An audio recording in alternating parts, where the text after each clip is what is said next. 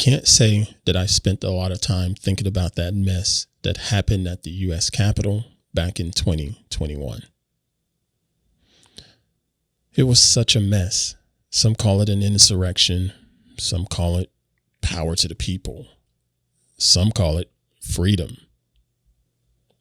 All I know is I saw the law was broken by a bunch of people that don't look like me. Let me be frank. All I know is I saw the law was broken by a bunch of white people. Just being real, folks.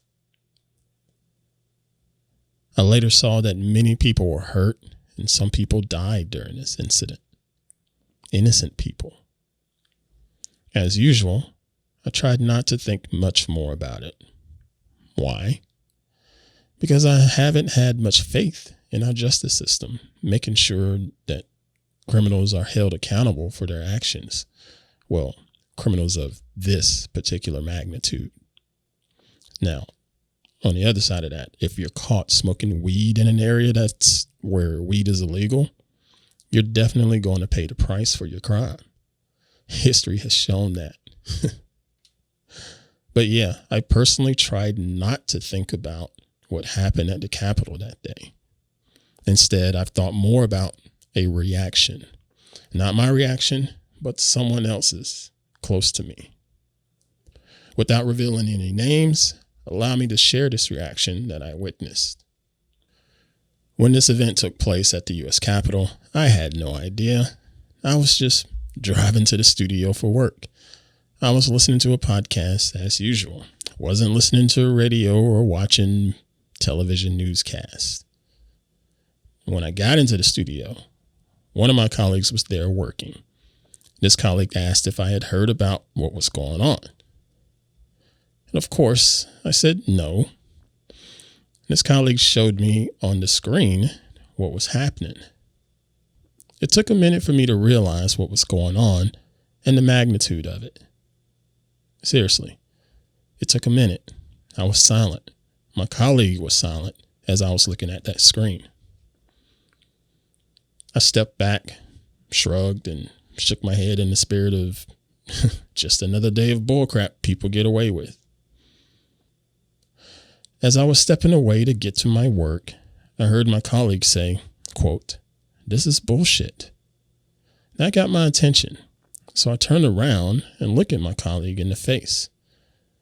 When I turned and saw my colleague's face, they said it again, quote, "This is bullshit." Then my colleague said, with tears in their eyes, quote, "If that was you, you would have been shot." You know, that may be true. Again, I just shook my head and tried not to get frustrated over something else I have no control over. And just decided to get on to working on whatever work-related task I had at hand. Fortunately, I did. But that conversation with that colleague stuck with me. My colleague was so sincere. This colleague, that is a white person, that is, they truly believed what they told me, and I'm grateful. I'm grateful for the percentage of people like them in my life. There's a lot of hate, anger, and frustration hanging over our society. I'm forever grateful for the genuine love I'm shown each and every day by this person and the others at work. I'm grateful for the many folks online that have shared and shown their support for me, my family, and other people of color. I hope this percentage of people grows and more love is shared between all of us in the near future. I hope that we all continue to fight for what's right. I hope that our democratic government will one day be for the citizens and not for themselves.